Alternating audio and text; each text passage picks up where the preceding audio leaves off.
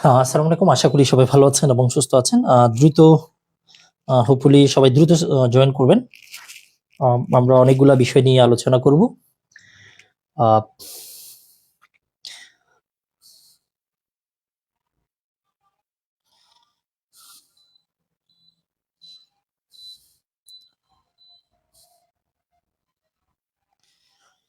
সবাই কেমন আছেন জানাবেন। আমরা উইদিন শর্ট টাইম শুরু করব। জাস্ট 30 মিনিট সময় নেব আপনাদের, বেশি কথা বলব না।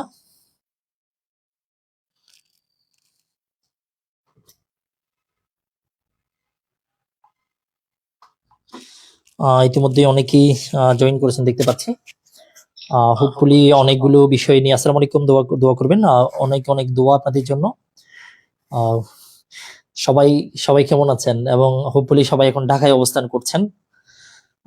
অনেক টেনশন করছেন অনেকেই আমি যতটুকু জানি। তবে আমার মনে হয় এই ধরনের টেনশন করার কোনো মানে হয় না। টেনশন করার কোনো কারণ নেই। ঠিক আছে? ঠান্ডা মাথায় যেটা করতে হবে এখন সেটা হচ্ছে এতদিন যা পড়েছেন সেটা একটু রিভিশন করেন। ইতিমধ্যে অনেকেই জয়েন করেছেন দেখতে পাচ্ছি।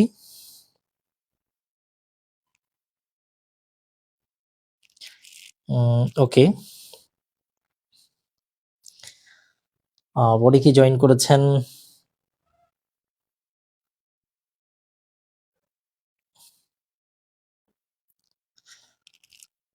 প্রিপারেশন কেমন আপনাদের? ওকে। ইতিমধ্যেই অনেকেই কমেন্ট করেছেন আপনারা।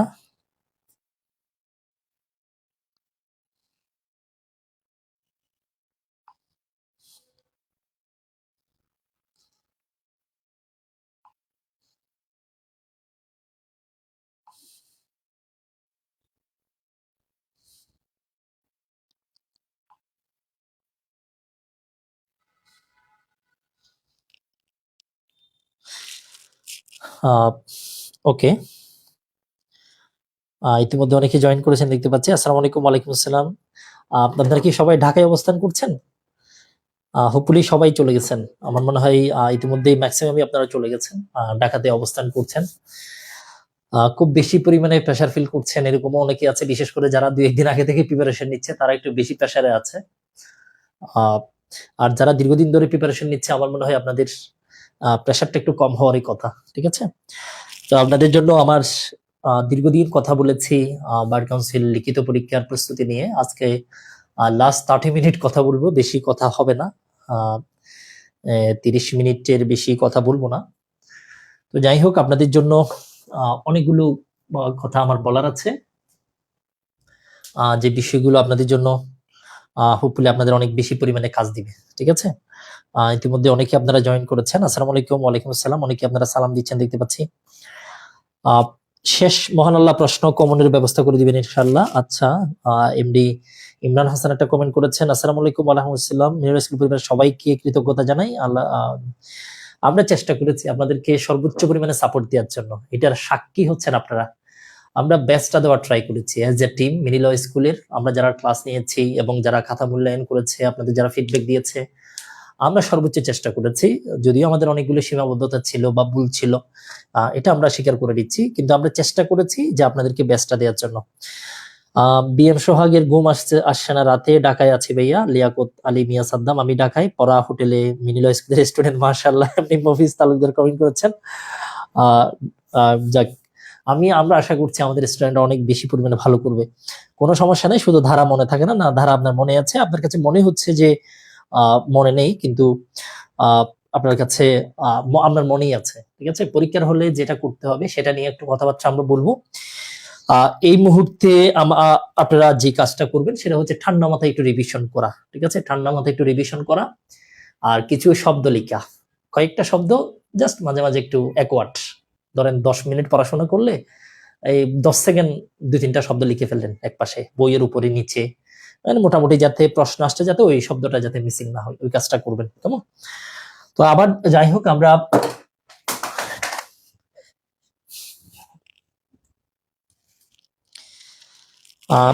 ইতিমধ্যে অনেকেই জয়েন করেছেন দেখতে পাচ্ছি। ওকে।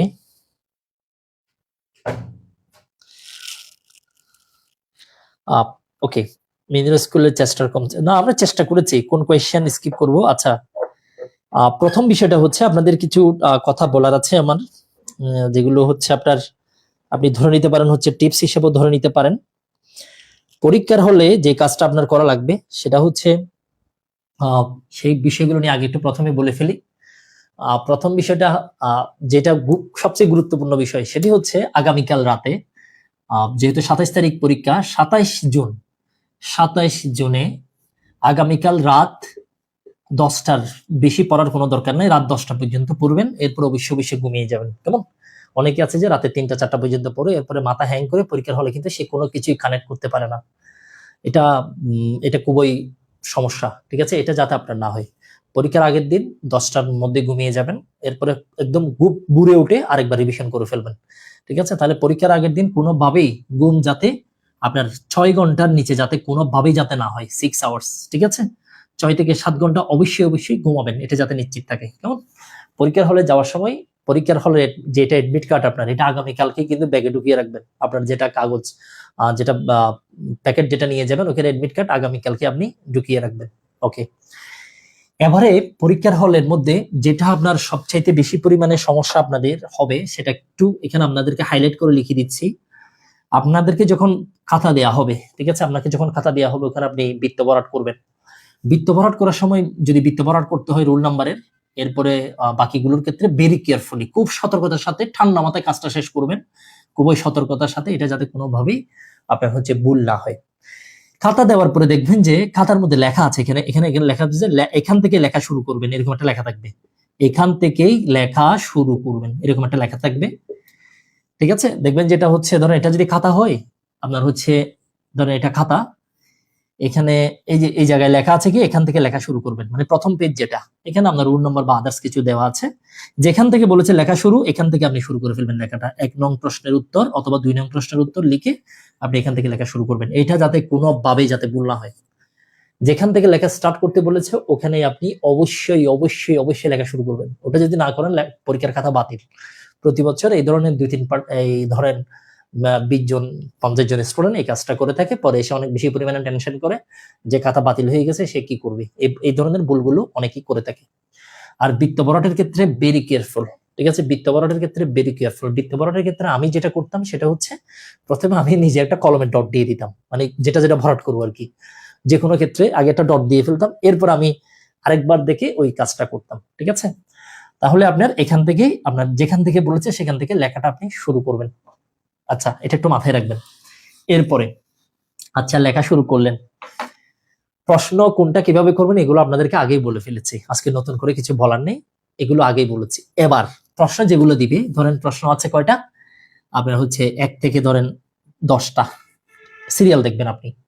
এখানে সিরিয়ালের মধ্যে আবার কিন্তু মাঝে মাঝে ধরেন ধরে নিলাম হচ্ছে প্রশ্ন নম্বর 4, 5, 6 এই 3টা থেকে কিন্তু 2টা মাস লিখতে হবে, এরকম কিছু প্রশ্ন আছে, এগুলো খেয়াল করিয়েন, ঠিক আছে? 3টা থেকে 2টা লিখতে হবে, 2টা থেকে 1টা লিখতে হবে। ওখানে কিন্তু যেগুলো 2টা থেকে 1টা লিখতে বলেছে, ওখানে আপনি যদি 2টা লিখে ফেলেন তাহলে কিন্তু নির্ঘাত ফেল, এটা মাথায় রাখিয়েন। তো সুতরাং আপনি যেটাই গ্রুপ, মানে গ্রুপ ভিত্তিক যে আনসার গুলো করবেন, মানে এই গ্রুপ থেকে একটা প্রশ্ন, ওই গ্রুপ থেকে একটা প্রশ্ন, ওই গ্রুপ থেকে 2টা আনসার করবেন, একটাই করবেন, এগুলো আপনারা জানেন। এখন প্রথমে যে প্রশ্নটা লেখা শুরু করবেন, আগে দেখবেন যে 13-14টা প্রশ্ন আগে প্রথম 10 মিনিট, প্রথম 10 থেকে 15 মিনিট ঠান্ডা মাথায় আগে চেক করবেন। আগে আপনি নিজেই নির্ধারণ করবেন যে প্রশ্ন আনসার করবেন কোনটা। বিশেষ করে যারা বেশি পড়াশোনা করেছে তারা পরীক্ষার হলে ভেরি মাচ কনফিউজড হয়ে যায় যে আমি কোনটা আনসার করব, কারণ সে সব পারে। এই ধরনের একটা কনফিউশন সবারই কাজ করে। প্রশ্ন সিলেকশন করার সময় আগে প্রথমে আপনি প্রশ্ন সিলেক্ট করে ফেলবেন যে আমি এটা আনসার করব, সেখানে একটা ডট দিয়ে দিবেন। আমি 1 নাম্বার আনসার করব, 3 আনসার করব, 5 আনসার করব। আগে প্রথম 15 মিনিট, প্রথম 10 থেকে 15 মিনিট আগে আপনি ভেরি কেয়ারফুলি প্রশ্ন সিলেকশন করবেন যে আমি কোনটা কোনটা আনসার করব। আপনি যখন সিলেকশন করবেন আপনার পাশের জন কিন্তু লেখা শুরু করে দিবে, এগুলো নিয়ে টেনশন নেওয়ার কোনো কারণ নেই। প্রথম 10 মিনিট সময় নেন আপনি, প্রথম 10টা মিনিট সময় নেবেন প্রশ্ন পাওয়ার পরে সিলেকশনের জন্য, যে আমি এটা আনসার করব। কিন্তু আপনার পাশের জন লেখা শুরু করে দিবে, সে একেবারে লিখে কাগজ নিয়ে এখানে একেবারে ফিল আপ করে ফেলবে, এগুলো নিয়ে টেনশন নেওয়ার কোনো কারণ নেই। এখানে ম্যাথে কোনো ধরনের নাম্বারিং করা হবে না। তো প্রথমে আপনি একটু সিলেক্ট করে ফেলবেন যে কোনটা কোনটা আপনি পরীক্ষার হলে আনসার করবেন, এটা আগে সিলেক্ট করে ফেলবেন। সিলেকশনের ক্ষেত্রে মাথায় রাখবেন যদি প্রবলেমেটিক প্রশ্ন আসে যে প্রশ্নের প্রবলেমেটিকটা আপনার ভালো পারেন ওটা সিলেক্ট করবেন, মানে ওই প্রশ্নটা লেখার চেষ্টা করবেন। মানে থিওরি বেশি পারেন সেটা না, প্রবলেমেটিক যেটা একেবারে ভেরি মাস ক্লিয়ার আপনার কাছে ট্রাই করবেন ওটা সিলেক্ট করার জন্য, কারণ প্রবলেমেটিকে কোনো ধরনের নাম্বার কি হয় না, পারলেই ফুল মার্কস। বুঝতে পারছেন? এবার ধরেন আপনি বেশি, এবার তাহলে সিলেকশন শেষ, সিলেকশন করে আপনি এই প্রশ্নগুলো সিলেক্ট করলেন যে আমি এগুলো লিখবো, এটা এটা এটা এটা লিখবো। এটার মধ্যে যেটা সবচেয়ে বেশি ভালো পারেন এটা দিয়ে লেখা স্টার্ট করবেন। ধরে নিলাম হচ্ছে 6 নম্বর প্রশ্ন, তাহলে 6 নং প্রশ্নের উত্তর লেখা শুরু করলাম। 6 নং প্রশ্নের উত্তর লিখলাম। ধরেন হচ্ছে প্রথমে হচ্ছে ক, ঠিক আছে, আপনি হচ্ছে উত্তর দিয়ে ক এভাবে দুইটা আন্ডারলাইন করে দেন, ঠিক আছে। আপনার হচ্ছে এভাবে ডিও খেলার দরকার নেই, আপনার এখানে একটা টান দিয়ে দেন। এই টানটা আপনি ব্লু ফ্যান দিয়ে দিতে পারেন, নীল কলম দিয়ে এই টানটা দিতে পারেন, ঠিক আছে। এটা ব্লু ফ্যান দিয়ে দিতে পারেন, এখানে ওটা ব্লু ফ্যান এভাবে গুল দিয়ে দিতে পারেন, ব্লু ফ্যান দিয়ে কোনো সমস্যা নেই। তাহলে আপনি লেখা শুরু করলেন ক নাম্বার। ক নম্বরেতে আপনাকে যেটা প্রশ্ন করেছে, জামিন কি, বেল কি, আপনাকে জিজ্ঞেস করেছে আপনার হচ্ছে থেফট কি। এই প্রশ্নটা করেছে না, থেফট কি, থেফটের উপাদান কি কি। প্রথম লাইন যখন আপনি লিখবেন এই যে বড় করে লিখে দিবেন হচ্ছে থেফট অথবা চুরি। এই থেফট লিখে আবার নীল কলম দিয়ে একটা আন্ডারলাইন করবেন, এরপর আপনি লেখা স্টার্ট করবেন। বুঝতে পারছেন? লেখা স্টার্ট করে ফেলবেন। লেখা লিখতে গিয়ে আপনি এখানে লিখবেন যে কি, থেফটের যখন সংজ্ঞা লিখতে যাবেন তখন আপনি এখানে লিখবেন যে ধারা 378 মতে 378 অনুসারে, এভাবে আপনি যখন লিখতে যাবেন ওই এখানে একটা নীল নীল নীল কলম চালাবেন, ঠিক আছে। তাহলে নীল কলম আমরা চালাবো 3 জায়গায়। এক হচ্ছে প্রশ্নের এই যে এই জায়গায় চালাবো ধারার নিচে, আর হচ্ছে যেগুলো আমরা এখানে বড় ধরনের পয়েন্ট লিখবো, থেফট কি, এরপর আমরা লিখলাম হচ্ছে থেফটের উপাদান, থেফটের উপাদান, কেমন। তাহলে এখানেও আপনি একটা নীল কলম চালাবেন। তাহলে আমরা যারা ব্লু ফ্যান যারা ইউজ করবেন, না করলেও সমস্যা নেই, ঠিক আছে। ব্লু ফ্যান যারা ইউজ করবেন 3টা জায়গায় ব্লু ফ্যান চালাবেন। এক হচ্ছে এই জায়গায়, আর এক হচ্ছে এই যে হেডলাইন গুলোর জায়গায়, আর এক হচ্ছে ধারার নিচে, যে ধারাটা লিখবেন ওই ধারার নিচে একটা ব্লু ফ্যান মারা দিবেন, ঠিক আছে। 3টা জায়গায় আপনি ব্লু ফ্যান ইউজ করবেন, বাকি জায়গায় ব্লু ফ্যান ইউজ করার দরকার নেই। আরেকটা বিষয়, আচ্ছা এগুলাতে আপনি ব্লু ফ্যান ইউজ করেন, আর নেসেসারিলি ব্লু ফ্যান ইউজ করলে পরীক্ষক বিরক্ত হবে, কেমন। তাহলে এই জায়গায় আপনি ব্লু ফ্যান ইউজ করবেন। আর প্রশ্ন লেখার সময় এই প্যাটার্নটা মাথায় রাখবেন। অনেকে কি করে, আপনার হচ্ছে এগুলো কিছু না লিখে সে কি করবে, এমনি হচ্ছে এত দ্বারা অনুসারে এটা হচ্ছে থেফট, এগুলো নিম্নের গুলো হচ্ছে থেফটের উপাদান, এগুলো লিখে যায়। তখন যে সুন্দর করে লিখে সে পাই হচ্ছে ধরেন 10-এর মধ্যে 8 অথবা 7, আর আপনি তার মতোই লিখছেন কিন্তু কোনো হেডলাইন নেই, কিছু নাই, আপনি পাবেন হচ্ছে 10-এ 5। 10-এ 5 নিয়ে পাস করা যাবে না। বুঝতে পারছেন? তাহলে আপনি এভাবে লেখাটা লিখবেন। আচ্ছা, তাহলে আবার হচ্ছে আমি ক লিখে ফেললাম। এখন প্রশ্ন আরেকটা আছে না, 6 নম্বরের প্রশ্ন খ একটা আছে না, এরপরে তাহলে 6 নং প্রশ্নের উত্তর আমি আবার লিখলাম, যেহেতু প্রথম প্রশ্নটা 3-4 পেজ হয়ে যাবে, পরে শুধু খ না লিখে আমি আবার 6 নম্বর প্রশ্নের উত্তর আপনার হচ্ছে খটা লিখলাম, কেমন। লিখে আবার হচ্ছে এখানে আপনি ব্লু ফ্যান চালালাম, এটা লিখলাম। এটা কিন্তু আবার হচ্ছে প্রবলেমেটিক প্রশ্ন। প্রবলেমেটিক প্রশ্নের ক্ষেত্রে একটা বিষয় আছে, খেয়াল করিয়েন। প্রথমে হচ্ছে আমি ফ্যাক্টটা লিখবো কিনা, ঠিক আছে।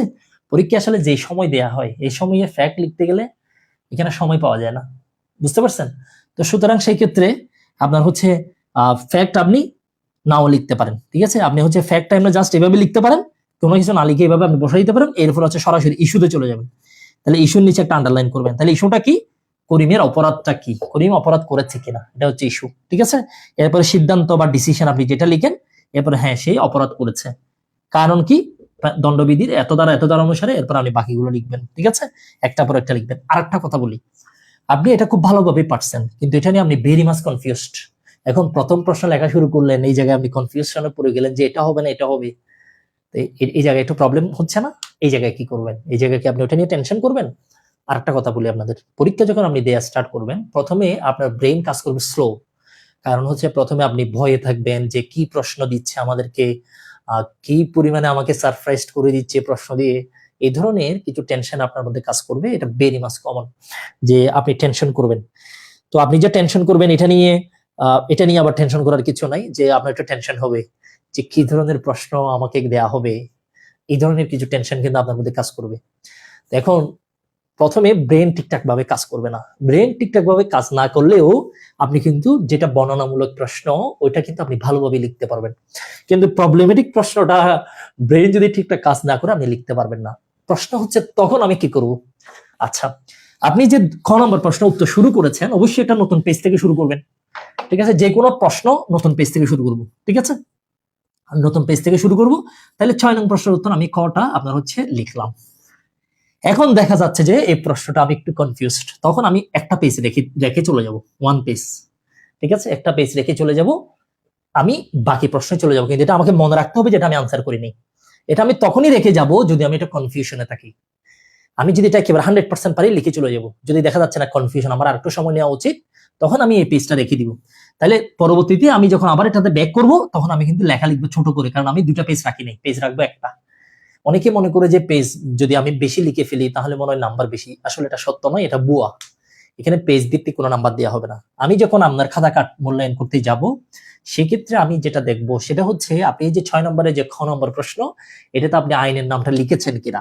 আপনি যখন সিদ্ধান্ত লিখতে গেলেন, আমি যেটা চেক করব, ডিসিশন যখন দেখব, আমি যেটা দেখব আপনি যে সেকশনটা ঠিক মতো লিখছেন কিনা, আপনি লয়ের যেটা নাম এটা ঠিকঠাক মতো আপনি লিখতে পারছেন কিনা, আপনি ডিসিশনটা দিতে পারছেন কিনা, এটা ইয়েস অর নো আপনি ডিসিশনটা দিতে পারছেন কিনা, আমি এটা চেক করব। এটা যত সহজেই আমি পেয়ে যাব ততই ভালো নাম্বার আপনি পাবেন। তো সেই ক্ষেত্রে আপনি অবশ্যই অবশ্যই এখানে যেটা আইনের নাম লিখবেন সেটা নিচে একটা দাগ দিবেন, যেটা ধারা লিখবেন সেটা নিচে একটা দাগ দিয়ে ফেলবেন। সিদ্ধান্ত যেটা লিখবেন, আপনার সিদ্ধান্তের ক্ষেত্রে সে অপরাধ করেছে করে নাই, লাস্ট একটা দাগ দিয়ে দিবেন, ইয়েস অর নো, ইয়েস অথবা নো নিচে একটা দাগ দিয়ে দিবেন। তাহলে আমি এই দাগের এই অংশ আইনের নাম ধারা দেখে নাম্বার করে চলে যাব। আর যদি আমি যদি কনফিউশন থাকে, এই পেজটা আমি রেখে চলে যাব, পরে আমি এসে এটা আনসার করব। আনসার করার সময় আমি ফ্যাক্টটা লিখবো, বাট ফ্যাক্ট লম্বা এত কিছু আমি এখানে লেখার সময় আমার নাই, আমি ইস্যুটা লিখবো, ফ্যাক্ট লিখে ফ্যাক্ট আমরা দাগ দিয়ে দিবেন, এরপর আমি ইস্যুতে চলে যাব। তাহলে আপনার হচ্ছে বেটার হয় ফ্যাক্ট একেবারে নাই লিখা, জাস্ট ইস্যু দিয়ে আপনি শুরু করিয়েন। অনেকে আপনাকে বলবে এখানে ফ্যাক্ট লিখেন, ইস্যু লিখেন, ফ্যাক্ট লিখার সময় কি আমি পাবো? এটা হচ্ছে মেইন প্রশ্ন, আমি পাবো না। ফ্যাক্ট প্রশ্নে আছে, আপনি সরাসরি ইস্যু দিয়ে শুরু করতে পারেন, এখানে থাকবে 5 নাম্বার, আপনি স্মার্টলি লিখলে 5-এ 5 অথবা 4 আপনি পেয়ে যাবেন। তাহলে সিদ্ধান্ত, তাহলে আমি যেটা বললাম যদি পারেন প্রথমবারে লিখে ফেলবেন, যদি কনফিউশনে থাকেন প্রথমবার আপনি লিখবেন না, এটা 2টা 3টা 4টা প্রশ্ন উত্তর করার পরে পিছনে এসে আপনি এটা আবার আনসার করবেন, কারণ প্রথম 1 ঘন্টা পরে আপনার ব্রেন কিন্তু কাজ করা শুরু করবে। প্রথম 30 মিনিট পরে আপনার ব্রেন কাজ করবে, মানে কি আপনার অতীতে যা পড়েছেন গত 6 মাসে 3 মাসে, এগুলো আস্তে আস্তে আপনার মনে পড়বে। ঠিক আছে, আপনার সবচাইতে বেশি প্রবলেম আপনি কোথায় পড়বেন সেটাও আমি আপনাদেরকে একটু বলে দিচ্ছি, যে কোন জায়গায় আপনি একটু প্রবলেমে পড়বেন সেটা আমি বলে দিচ্ছি। ঠিক আছে, প্রবলেমে পড়বেন হচ্ছে প্যানাল কোডে। প্যানাল কোডের প্রবলেম আনসার করতে গিয়ে আপনারা খুবই কনফিউশনে থাকবেন যে এই ধারা হবে নাকি এই ধারা হবে, এই ধরনের একটা কনফিউশন আমাদের মধ্যে কাজ করবে।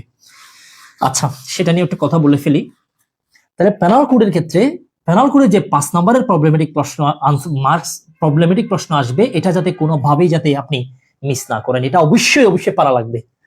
এটা মানে প্রবলেমেটিক প্রশ্ন যখন দিবে, হয় এটা এসআর থেকে দিতে পারে, সিপিসি, সিআরপিসি অথবা প্যানাল কোড থেকে দিতে পারে।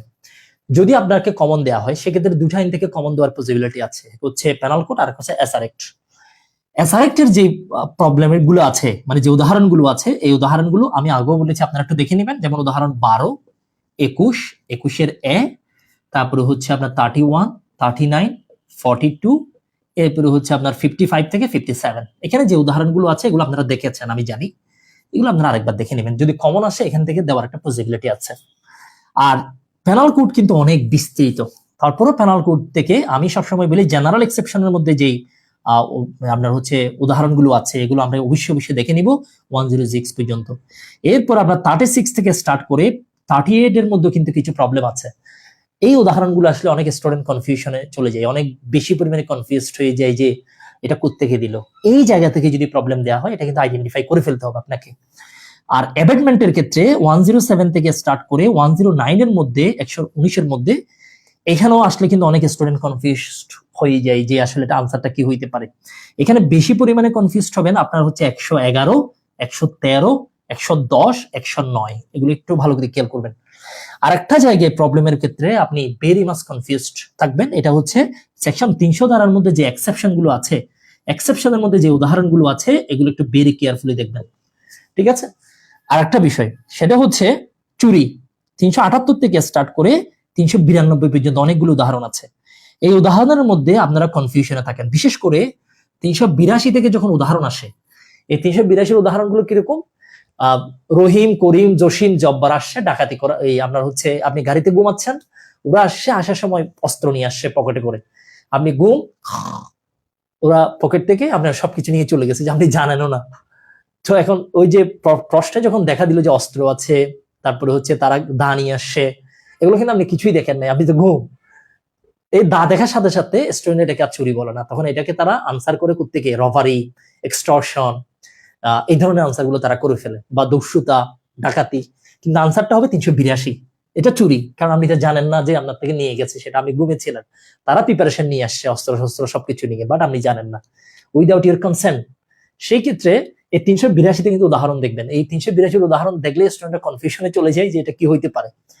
এর বাইরে 378-এর মধ্যে কিছু উদাহরণ আছে, এগুলো অবশ্যই অবশ্যই দেখে নেবেন। আর কয়েকটা উদাহরণ আপনাকে কনফিউজ করবে, এটা হচ্ছে 390 রবারিতে। রবারির যে উদাহরণগুলো আছে এখানে দেখবেন, এখানে একটা কনফিউজড হবেন আপনি, এটা কি এক্সটর্শন নাকি রবারি নাকি চুরি, এখানে এরকম কিছু কনফিউজড উদাহরণ আছে, এগুলো আমি আপনাদেরকে পড়িয়েছি, আপনারা একটু ভেরি কেয়ারফুলি দেখবেন, কেমন? তাহলে এই উদাহরণগুলো আপনি কোনোভাবে মিস দিবেন না। আরো অনেকগুলো উদাহরণ আপনারা দেখেছেন আমি জানি, কিন্তু এগুলো একটু ভেরি কেয়ারফুলি দেখবেন। আর একটা বিষয়, কালপেবল হোমিসাইড নাকি মার্ডার, এটা একটা প্রশ্নটা আপনাদের খেয়াল করেন। পরীক্ষায় যদি প্রশ্নটা আসলেও এটার উত্তরটা আমি এক লাইনে বলে ফেলি, যদি আপনি কাউকে খুন করেছেন, intention has been proved, intention প্রমাণিত হয়ে গেছে, সেই ক্ষেত্রে সেটা হচ্ছে মার্ডার। সেই কালপেবল হোমিসাইডটার নাম হচ্ছে মার্ডার। কালপেবল হোমিসাইডকে আমরা দুই ভাগে ভাগ করি, culpable homicide amounting to murder, culpable homicide not amounting to murder, সব কিন্তু কালপেবল হোমিসাইড। তাহলে কালপেবল হোমিসাইডের ক্লাসিফিকেশন যদি আমরা করি দুই প্রকার, culpable homicide amounting to murder, কিছুকে আমরা মার্ডার বলবো আর কিছুকে আমরা মার্ডার বলবো না, শাস্তি কিন্তু আছে দুই দিকেই। যদি ইন্টেনশন প্রমাণিত হয়ে যায় সেই ক্ষেত্রে ওটা কিন্তু মার্ডার, কিন্তু এক্সেপশন পড়লে যদি পড়ে যায়, এই যে 300 ধারার যে এক্সেপশন ব্যতিক্রম, ওখানে পড়লে হবে না, ওটা ছাড়া বাকিগুলো সব মার্ডার। এক্সেপশনে পড়লে সেটা হচ্ছে culpable homicide not amounting to murder, আর যদি এক্সেপশনে যদি পড়ে যায় সেটা হচ্ছে নট অ্যামাউন্টিং টু মার্ডার, আর এক্সেপশনে যদি পড়লে, এক্সেপশনে যদি পড়ে সেটা হচ্ছে কালপেবল হোমিসাইড, আর না পড়লে মার্ডার। মানে সহজ সরল উত্তর হচ্ছে ইন্টেনশন যদি প্রমাণিত হয়ে যায়, এটা অ্যাপিলেট ডিভিশনের লাস্ট ডিসিশন, ইন্টেনশন যদি প্রমাণিত হয়ে যায় সেই ক্ষেত্রে সেই কালপেবল হোমিসাইডটাকে আমরা মার্ডার বলবো, এক্সেপশনে না পড়লে। এক্সেপশনে পড়লে তো সেটা কালপেবল হোমিসাইড হবে, এটা আমরা জানি। তো এই জায়গাগুলোতে আপনাদেরকে আপনার উদাহরণ দিয়ে কনফিউশন করতে পারে পরীক্ষায়। আচ্ছা, আর তাহলে এই কথাগুলো আমি কেন বললাম, এগুলো বললাম এই জন্য যে যে প্রবলেমেটিক যে প্রশ্নের ক্ষেত্রে এই জায়গাগুলো একটু ঠান্ডা মাথায় এখন একটু রিভিশন করেন, এখানে তাড়াহুড়ার কিছু নাই। তাহলে আমরা 6 নম্বর প্রশ্নের উত্তর লিখে ফেললাম, তাহলে 6 নম্বর প্রশ্নের উত্তরটা আমরা লিখলাম, তাহলে ক, তাহলে আমরা ব্লু ফ্যান চালাইলাম, তাহলে এদিকে আমরা হেডলাইনটা লিখলাম যে হোয়াট ইজ থেফট, থেফটের আনসার লিখলাম, এবার হচ্ছে থেফটের উপাদান, তাহলে থেফটের উপাদান, আবার আমরা একটা ব্লু ফ্যান চালাই দিলাম, কেমন? এটা আবার ব্লু ফ্যান দিয়ে লিখতে যাই না, এত সময় পাবেন না, এটা নিচে ব্লু ফ্যান দিয়ে চালাই দিলাম একবার দুইবার। আবার অনেকেই এই যে এটা টানটা একটু সোজা করে দিই, মানে অনেকেই আছে আবার এখানে একটু ড্রয়িং করা ট্রাই করে, বিশেষ করে কিছু মেয়ে আছে, সব মেয়ে না, কয়েকটা মেয়ে, যে এখানে একটু একটু সুন্দর ড্রয়িং করে ফেলে, যে হৃদয়ের মতো সমুদ্রের মতো ঢেউ, এখানে আবার একটু ফুল আঁকবে, ঠিক আছে, আসো দেখা হোক তোমাকে দিব ফুল, এই যে ফুল আঁকবে ড্রয়িং করবে, এই কাজটা পরীক্ষার হলে না করার জন্য একটু রিকোয়েস্ট থাকবে। যাদের মন অনেক বেশি সুন্দর তারা এই কাজটা করার চেষ্টা করে পরীক্ষার হলে। আমার মনে হয় মন যেরকমই হোক আপনি একটু কৌশলী থাকাটা ভালো, এই জন্য আপনি সরাসরি ভাবে দুইটা দাগ দিয়ে দিবেন। আমার মনে হয় এখানে ড্রয়িং করার আপাতত দরকার নেই আর কি। তো এইভাবে আপনি লেখা শেষ করবেন, ঠিক আছে। আর ব্লু ফ্যান মারবেন কোথায়? ধারার নিচে। ধারা লিখলাম কত? 378, এটার নিচে একটু ব্লু ফ্যান চালাবেন, এটার নিচে শেষ। তাহলে প্রবলেমেটিক প্রশ্ন যখন আনসার করতে যাবেন, আনসার করে ফেলবেন যদি 100% শিওর থাকেন। যদি কনফিউশনে থাকেন একটা পেজ রেখে সামনে যাবেন, একটা পেজ, ওটা কখন আনসার করবেন? 1 ঘন্টা পরে। 1 ঘন্টা পরে আপনার ব্রেন কাজ করা শুরু করবে, তখন আপনি ওটা আনসার করবেন, ঠিক আছে। ওকে ওকে, এতক্ষণ পর্যন্ত যা বললাম আমাকে একটু কাইন্ডলি জানাবেন যে এই বিষয়গুলো আপনার কাছে ক্লিয়ার কিনা। আসসালামু আলাইকুম, অনেকে আপনারা জয়েন করেছেন দেখতে পাচ্ছি। আচ্ছা, জিগজাগ পদ্ধতি করা যাবে না স্যার? যদি একটা তো ফ্যাক্ট লিখে উত্তর দিই তাহলে কি নাম্বার কাটবে বা কমবে? ফ্যাক্ট আপনি কেমনে লিখবেন? এত বড় যদি একটা ফ্যাক্ট এটা লিখতে পারবেন? এগুলো তো সময় নষ্ট হবে, ঠিক আছে। এগুলোতে নাম্বার কাটবে না, ওটা তো আছে ফ্যাক্ট ওখানে, ঠিক আছে। আচ্ছা, পরীক্ষায় যেভাবে লিখেছেন সেরকম লিখবেন। আচ্ছা, খাতা কি বাস করতে হয় স্যার? খাতা বাস করবেন কেন? খাতায় পুরো খাতায় মার্জিন তো শুরুতে করে নিব, সেক্ষেত্রে ড্রাফটিং এর পেজটা পেন্সিল দাগ হালকা রাবার দিয়ে মুছে দিলে কোনো সমস্যা হবে যদি ড্রাফট আসে? আচ্ছা, একজনও বলেছেন যদি ড্রাফট আসে। আচ্ছা, ড্রাফট যদি আসে সেই ক্ষেত্রে কি করবেন? দেখেন, ড্রাফটের ক্ষেত্রে আপনারা যদি কোনো পিটিশন আসে, ধরেন জামিনের দরখাস্ত, তারপরে হচ্ছে এদিকে তামাদিয়া আইনের সেকশন 5 দরখাস্ত, এগুলো হচ্ছে ছোটখাটো, এগুলো আসলে আপনি আনসার করবেন। যদি কোনো কারণে যদি আরজি লিখতে বলে, ভালো করে খেয়াল করবেন, আরজি ট্রাই করবেন ওই প্রশ্নটা না লেখার জন্য, যদি সুযোগ থাকে ওই প্রশ্নটা না লেখা ট্রাই করবেন, কারণ আরজি লিখে শেষ করা যায় না, এটা অনেক লম্বা হবে। ঠিক আছে, ওইটাতে লিখে আসলে মনে হয় না যে ফিডব্যাক আসবে। এটা না পারতে লিখবেন, না পারতে লিখবেন, কেমন, না পারতে লিখবেন। আর খাতা মার্জিন করবেন কিনা, আমার এখনো মনে পড়ে আমি যতগুলো পরীক্ষা দিয়েছি, বার কাউন্সিল বলেন বা হাইকোর্ট পারমিশনের পরীক্ষা বলেন, আসলে ওই মার্জিন করা এগুলো আসলে হয় না। মানে যারা একটু অলস টাইপের আছে, মানে কম লিখে বেশি মার্কস পেতে চাই, বাস করে লিখে ফেলেছি আমরা, উপরে একটা বাক্স, এদিকে একটা বাজ, ওইদিকে একটু করে অল্প করে বাজ দিয়ে আমরা লেখা স্টার্ট করে ফেলেছি। তো আপনারা চাইলে পেন্সিল দিয়েও করতে পারেন, তবে যদি ড্রাফটিং আসে তাহলে ওই পেজে আমার মনে হয় মার্জিন থাকলেও যে আহামরি কোনো প্রবলেম হবে বিষয়টা ওরকম নয়। তবে ড্রাফটিং লেখার ক্ষেত্রে যেটা হয় সেটা হচ্ছে পেজটা যাতে একটু বড় থাকে, এটা একটু সুবিধা আর কি, ওটা আপনি ইনস্ট্যান্টলি সিদ্ধান্ত নিয়ে ফেলতে পারবেন, এগুলো নিয়ে আমার মনে হয় আহামরি কোনো প্রবলেম হবে না। ঠিক আছে, আচ্ছা, তো এবার আমরা সব প্রশ্ন গ্লো ফ্যান চালাবো নাকি প্রতিটা প্রশ্ন শেষ করে, এটা আপনি ওখানে ঠান্ডা মাথায় করতে পারবেন। প্রথম 2 ঘন্টা কিছুই মনে পড়ে না, তখন কি করব, সাইড সাইড, এটা সত্য নয়, আপনি যেটা বলছেন ওটা সত্য নয়। লেখা যখন শুরু করবেন কলম আস্তে আস্তে চলতে থাকবে, ঠিক আছে, কলম স্পিডে চলতে থাকবে, প্রথমে একটু স্লো থাকে, এরপরে চলতে থাকবে। আর আরেকটা বিষয় সেটি হচ্ছে পরীক্ষায় যখন আপনি লেখা শুরু করবেন, প্রথম এক প্রশ্ন অনেক স্টুডেন্ট আছে 1 ঘন্টা সময় নিয়ে ফেলে। প্রথম কথা হচ্ছে আপনি পরীক্ষা লিখতে হবে কয়টা, আমাকে একটু বলেন তো, কেউ একজন কমেন্ট করে জানান যে আপনার পরীক্ষার টোটাল প্রশ্ন লিখতে হবে কয়টা। অনেক স্টুডেন্ট আছে প্রথম যেটা প্রশ্ন সে লেখা স্টার্ট করে এটা কখনোই সে শেষ করে না, এটা অনেক লম্বা প্রশ্ন হয়ে যায়, মানে লিখতেই থাকে, মানে মনে হচ্ছে ওই প্রশ্নতে তার সকল নাম্বার দিয়ে দিবে। এরা হচ্ছে আসলে রং ডিসিশন, এবং অনেক বেশি পরিমাণে স্পিডে লেখা স্টার্ট করে, অনেক বেশি পরিমাণে, মানে কিছু বোঝা যায় না, এই ধরনের লেখা আসলে লিখে কোনো লাভ নেই।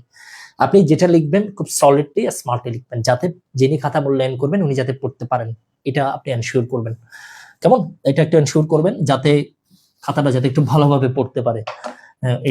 এটাতে কোনো মিস্টেক যাতে আপনার না হয়, এটা একটু করবেন। তাহলে প্রথমেই লেখা শুরু করার সময় একটা মিডল স্পিডে যাবেন, বেশি স্পিডে গেলে লেখা বোঝা যাবে না। প্রথমে কলম চালাবেন, একটু স্লো চলবে, লেখা আস্তে আস্তে স্পিড বাড়বে, কিন্তু লেখার কোয়ালিটি ঠিক রাখবেন, প্রথমে যেরকম শেষও যাতে ওরকম হয়। এখানে টানা মানা আপনার হচ্ছে এরকম করে চলে, অনেক স্টুডেন্ট আছে পুরা পেজে মিলে লিখে হচ্ছে 6 লাইন, এইসব করার আমার মনে হয় কোনো দরকার নেই আর কি। এই 6 লাইন 5 লাইন এগুলো লেখার কোনো দরকার নেই, স্মার্টলি লিখবেন। আপনার হচ্ছে মিনিমাম 10, 11, 12 এরকম লেখা ট্রাই করবেন, মিনিমাম বললাম, কেমন।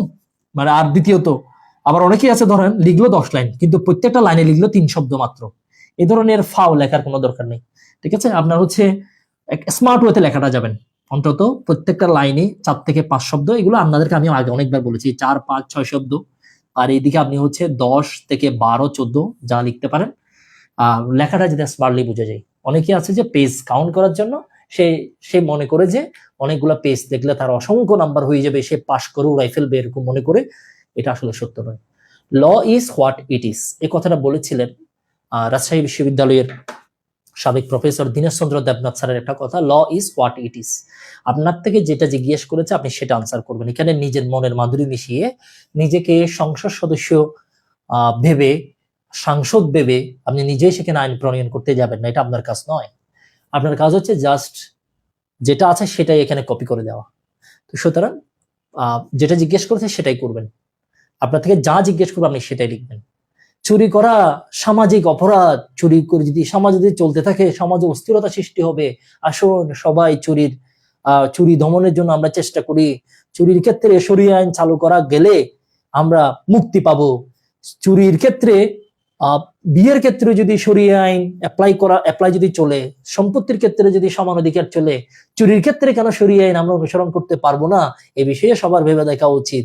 এইসব আওফাও লেখা সেখান থেকে লেখার কোনো দরকার নেই, যা জিজ্ঞেস করবে তা লিখবেন, এখানে অপিনিয়ন দেওয়া আজেরা কিছু লেখা, এগুলো এই ধরনের কোনো লাইন যদি চোখে পড়ে পরীক্ষকের, আপনি লিখেছেন, এটা পুরো খাতার মধ্যে কিন্তু মহা ঝামেলা হয়ে যাবে, তখন উনি মনে করবে যে প্রত্যেক খাতার লাইনের ভিতরে আপনি এই জ্ঞানজাম গুলো করেছেন, নির্ঘাত একটা ঝামেলা সৃষ্টি করবে, এই কাজগুলো কেউ করবেন না, বুঝতে পারছেন।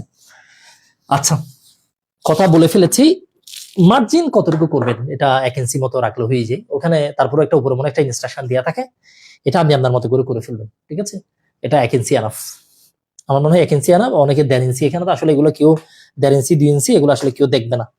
স্যার প্রশ্নের উত্তরে পয়েন্ট লেখার সময় সিম্বল দিয়ে লিখবো কিনা, লিখতে পারেন, এগুলা প্যারা নেই। ফৌজদারি দরখাস্তের সাথে দিতে পারেন। পার কোয়েশ্চেন কত টাইম নিব? আচ্ছা প্রশ্ন আগে আমাকে একটু বলেন যে পার কোয়েশ্চেন কত টাইম দিবেন। আপনি হচ্ছে প্রশ্ন যতটা লিখতে হবে ততটাকে 4 ঘন্টাতে ভাগ দিবেন, ওটা লিখবেন। প্রথম প্রশ্নের জন্য 10 মিনিট বেশি, ঠিক আছে। প্রথম প্রশ্নের জন্য 10 মিনিট বেশি থাকবে, প্রথম প্রশ্নে হাত চলবে কম, বাকিগুলোর জন্য সমান ভাবে রাখবেন, গড়ির দিকে খেয়াল রাখবেন। প্রথমে ভালো করে 4টা লিখলেন, পরে আধা ঘন্টায় 4টা লিখলেন, এগুলো লিখে পাস করা যাবে না। সমান তালে লিখে যাবেন, সবগুলা সমান কনসেন্ট্রেশন, শুরু থেকে সমানভাবে দিবেন। আচ্ছা আমরা সবার প্রতি একটা সাজেশন থাকবে, হাতের কলম ছাড়াও অন্য কলম ব্যবহার করে সময় নষ্ট করিয়েন না। আচ্ছা আফদিয়া দাওয়ান কাপল ব্লগ থেকে একটা আপনারা কি বিরক্ত হচ্ছেন? কমেন্ট করে জানাবেন। না আজকে এই কথা বলবো না। ওকে স্যার, কোয়েশ্চেনে শর্ট করে সেকশন লিখে রাখলে সমস্যা হবে? এটা সমস্যা হয় না, আমি কোয়েশ্চেনে লিখিয়েন না, আমি যেটা করতাম সেটা হচ্ছে ওই প্রশ্নে আমি কি কি সেকশন দিব ওটা আমি যখন ধরুন 6 নম্বর প্রশ্নের উত্তর লিখলাম, তো আমি উপরে খন্ডের মধ্যে লিখে রাখতাম। তো আপনারা আমার মনে হয় এত কাহিনী করার দরকার নেই, আপনি আপনার মতো করে লিখে যাবেন, নতুন করে কোনো কিছু অ্যাপ্লাই করতে যাবেন না, এটা কোনো ট্রায়াল স্টেজ না, বা ওইখানে আপনি টেস্ট করবেন এরকম না, আপনি যা করার করে ফেলেছেন। ওকে বাদ দিয়ে কি লেখা শুরু করা যাবে? লিখতে পারবেন, কোনো সমস্যা নেই। 110 113 এই ধারার মধ্যে থেকে প্রবলেম সলভ অনেক বেশি দ্বিমত পড়তে হয়, স্যার এই ব্যাপারে সহজ হবে কি? এখানে দ্বিমতের কিছু নাই, ঠিক আছে। এখানে একটা শব্দ আছে যেটা হচ্ছে প্রুভেবল কনসিকুয়েন্স কিনা। আপনাকে আমি উস্কানি দিলাম ডাকাতি করার জন্য, আপনি এখানে রেপ করে আসছেন, এই রেপের জন্য আমি দায়ী হব না, আমি দায়ী হব ডাকাতির জন্য। শুধু আমি আপনাকে বললাম তারে আপনি মেরে ফেলেন, আপনি আঘাত করেন, আপনি আঘাত করলেন, সে মারা গেছে, ওটার জন্য আমি দায়ী হবো, কারণ ওটা প্রুভেবল কনসিকুয়েন্স, এটা হইতে পারে, ঠিক আছে। আগে দেখবেন যে প্রুভেবল কনসিকুয়েন্স কিনা, দ্যাটস ইট। প্রশ্ন আর অনেকগুলো আসছে। 6 নম্বরের খ আগে লিখলাম, পরে গ লিখলাম, তারপর ক লিখলাম, দরকার আছে? এই ধরনের গ্যাঞ্জাম করার কোনো দরকার নেই, ঠিক আছে। সিরিয়ালে লিখে যাবেন, 6 মধ্যে ভিতরে গ্যাঞ্জাম করার কোনো দরকার নেই, ঠিক আছে। আমি যখন খাতা মূল্যায়ন করবো আমাকে একটু আসপারলি কাটতে দেন, আমি সিরিয়ালি চাই। 6 মধ্যে ক আগে ঘ আগে এত কাহিনী করার দরকার নেই, 6 ভিতরে সিরিয়াল রাখেন, 2 মধ্যে সিরিয়াল রাখেন, না রাখলেও সমস্যা নেই, সিরিয়াল রাখলে ভালো, ঠিক আছে। আমাকে একটু স্মার্টলি কাটতে চান, আমি তো আপনাকে নাম্বার দিতে চাই, যে পরীক্ষক হিসেবে বললাম। ওকে এরপর আরো অনেকগুলো কথাবার্তা আসছে, যাই হোক আপনারা আমি ম্যাক্সিমাম কথাই বলে ফেলেছি, যা যে বিষয়গুলো বলার দরকার। মিলাদ দিবেন না, বিদায় অনুষ্ঠান হচ্ছে, জেহাদ বক্স বলেছেন মিলাদ দিবেন না, বিদায় অনুষ্ঠান হচ্ছে, মিলাদ দিবেন না, না মিলাদ দিতাম না, মিলাদ হবো কিন্তু ইয়া দিতাম না, কি হয় সিন্নি দিতাম না। ওকে ভাইবা ক্লাস শুরু করবেন না স্যারের কাছে? ও আচ্ছা, হ্যাঁ আজকে বিদায় না দিই, কারণ ভাইভাতে আপনাদের সাথে আবারও দেখা হবে। লাস্ট মডেল টেস্ট 45 মিনিট আগে শেষ করেছি, পাইছি 62। আচ্ছা আপনি তো আপনার প্রিপারেশন অনেক ভালো। যাই হোক আপনারা অনেকগুলো প্রশ্ন করেছেন, আমি চেষ্টা করেছি আপনাদের এগুলোর উত্তর দেওয়ার জন্য।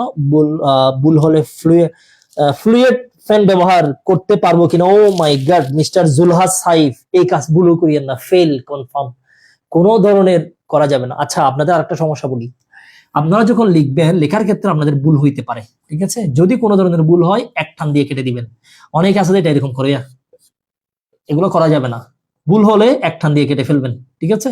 আর এখানে যদি কোনো ধরনের ফ্লুইড ইউজ করেন মহা সমস্যা হবে, কোনো ধরনের ফ্লুইড ইউজ করা যাবে না। আর ভুল হলে 1 টান দিয়ে কাটবেন, এখানে আট করিয়েন না, অনেক আছে এরকম আট করে ফেলে, এইসব কাজগুলো করা যাবে না। তো যাই হোক অনেক কথা বলে ফেললাম। পরীক্ষার আগের দিন রাতে 10টার আগে ঘুমাবেন, সবকিছু স্মার্টলি রাখবেন, আর সকালে উঠে যাবেন, উঠে আরেকবার রিভিশন করে ফেলবেন। আর সকালে উঠে প্যানাল কোডের উদাহরণ যেগুলো আছে উদাহরণগুলো চুপ চুপ বলাবেন, ঠান্ডা মাথায় থাকবেন, রিল্যাক্সে থাকবেন।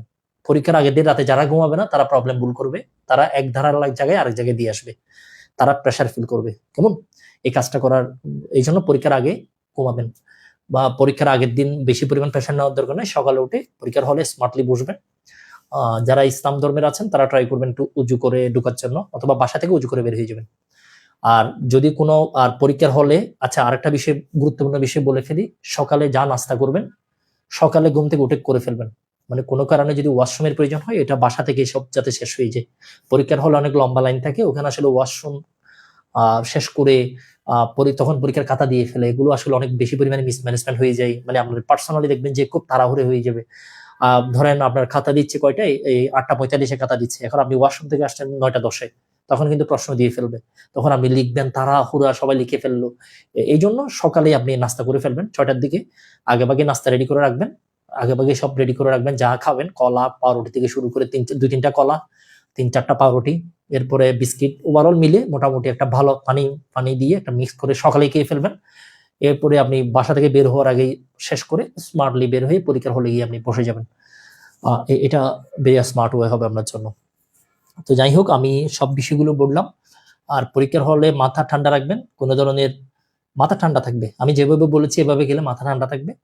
আর পাশের জনকে ডিস্টার্ব করা, এই কাজগুলো করিয়েন না, এখানে সাইলেন্ট এক্সপেল করে দিবে, ঠিক আছে? আপনাকে বলবে না যে আপনি এক্সপেল হয়ে গেছেন সেটা। তো সুতরাং কোনো ধরনের অসৎ উপায় অবলম্বন করা, এগুলো এবারে কোনোভাবেই সুযোগ হবে না, কোনোভাবেই মিনিমাম এই ধরনের সুযোগ দিবে না, ঠিক আছে? তারপরেও কিছু আছে সেখানে এই কাজগুলো করবে, আর আপনার পাশে যিনি বসবে, আপনার পিছনে যিনি বসবে, সে আসলে এক লাইনও পারবে না, সে আপনাকে ডিস্টার্ব করবে এবং সে আপনাকে যা বলবে সব ভুল বলবে। সুতরাং তার মাধ্যমে পরিচিত হয়ে আপনি যেটা পারেন ওটাতে ভুল করিয়েন না। অনেক আছে যে আপনার হচ্ছে সে নিজে পারে না, আপনাকে ভুলভাল বলবে, মানে বোঝাবে যে সে অনেক পারে, এরপর আপনার থেকেও অনেক সময় ট্রাই করবে, এগুলো হয় মাঝে মাঝে, ঠিক আছে? পরীক্ষার হলে ট্রাই করবেন নিজের উপর আস্থা রাখার জন্য। আর পরীক্ষায় আপনার লাগবে মাত্র 50 নাম্বার। পরীক্ষার হলে হুবহু আপনি কাট কপি পেস্ট করে দিতে পারবেন না, যদি দিতে পারতেন, পরীক্ষায় কিন্তু পাস মার্কস কিন্তু 80 থাকতো। যারা পরীক্ষা নিচ্ছে, পরীক্ষা কমিটি সবাই জানে যে কোন স্টুডেন্ট এভাবে লিখতে পারে না, এই জন্য পাস মার্কস কিন্তু 50। পরীক্ষায় যতই আনকমন প্রশ্ন আসুক, আপনি স্মার্টলি যদি লিখতে পারেন 50 নাম্বার আপনি অবশ্যই পাবেন। আর আনকমন যদি প্রশ্ন আসে, এটা সবার জন্য আনকমন, কমন যদি আসে সবার জন্য কমন, কোনো আনকমন প্রশ্ন হবে না, প্রশ্ন কঠিনও হবে না, প্রশ্ন হবে যারা পড়াশোনা করেছে তারা সবগুলো প্রশ্ন আনসার করতে পারবে। আর যদি কোনো আনকমন প্রশ্ন আসলেও টেনশন নেওয়ার কোনো কারণ নেই, নাম্বার লাগবে 50, ওই 50 নাম্বারের জন্য 70 নাম্বারের আনসার স্মার্টলি লিখলেই 50 উঠবে, ঠিক আছে? বাকিটা আপনার জন্য বোনাস। সবার জন্য অনেক শুভকামনা। আর দ্বিতীয়ত, মিনিলো স্কুলের এই দীর্ঘ জার্নি আপনাদের সাথে গুড়ি নেওয়া যাবে, গুড়ি আমার মনে হয় অ্যালাউড না, ঠিক আছে? আপনি লিখছেন গুড়ি কেমনে নিবেন? গুড়ি তো উড়াবেন বাসার ছাদে, এখানে তো গুড়ি নেওয়া যাবে না। আচ্ছা, আর একটা বিষয় হচ্ছে আপনাদের সাথে সুতার বটেও নিয়ে যেন গুড়ি নেওয়া যাবে। গুড়ি তুমি কার আকাশে উড়ো, তার আকাশ কি আমার চেয়ে বড়। আপনি এই গানটা আগে লিখেন, এরপরে বাকিটা বলবো। গুড়ি তুমি কার আকাশে উড়ো, তার আকাশ কি আমার চেয়ে বড়। আচ্ছা, যেটা আমরা বলতে চেয়েছিলাম সেটি হচ্ছে রিল্যাক্সে থাকেন, কোনো প্যারা নেওয়ার কিছু নাই। আর একটা বিষয়, দীর্ঘ জার্নি আপনাদের সাথে আমরা ছিলাম, বিশেষ করে যারা আমাদের স্টুডেন্ট ছিলেন, আমরা এজ এ হিউম্যান বিং আমরা চেষ্টা করেছি সেরাটা দেওয়ার জন্য। তারপরেও মানুষের যে সীমাবদ্ধতা, এটাকে আসলে আমরা অতিক্রম করতে পারি না, এটা কেউ অতিক্রম করতে পারে না। তো এই জায়গায় আমাদের অনেকগুলো মিস্টেক হয়েছে, আমরা এই মিস্টেক গুলো কনফেস করছি এবং আশা করছি আমরা আশা করছি আপনারা এই বিষয়টা ক্ষমা সুন্দর দৃষ্টিতে দেখবেন। আর আপনাদের জন্য অসীম দোয়া থাকবে। এবং এমনও হয়েছে অনেক ব্যস্ততার কারণে, অনেক প্রেশারের কারণে আমরা আসলে অনেক সময় রেসপন্স করতে পারি নাই, বা এমনও হয়েছে যে আমাদের সাউন্ডটা আপনার কাছে মনে হয়েছে যে আমরা খুবই বিরক্ত হচ্ছি, এরকমই মনে হয়েছে।